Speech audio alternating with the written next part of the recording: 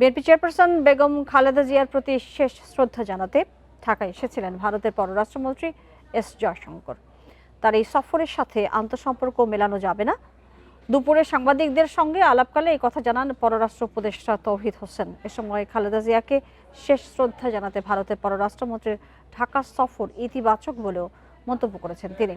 সাংবাদিকদের প্রশ্নের জবাবে পররাষ্ট্র উপদেষ্টা বলেন, জয়শঙ্করের আগমনে ঢাকা দিল্লি সম্পর্কের টানাপোড়েন কমবে কিনা তা সময়ে বলে দেবে।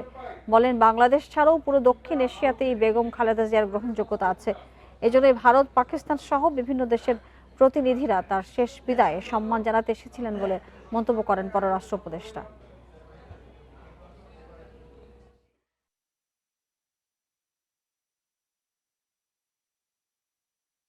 আমাদের এটাকে ওই ঠিক আন্তঃরাষ্ট্রীয় সম্পর্ক, তারপরে আপনার রাজনীতি, সেই দৃষ্টিভঙ্গি থেকে না দেখাই উচিত হবে।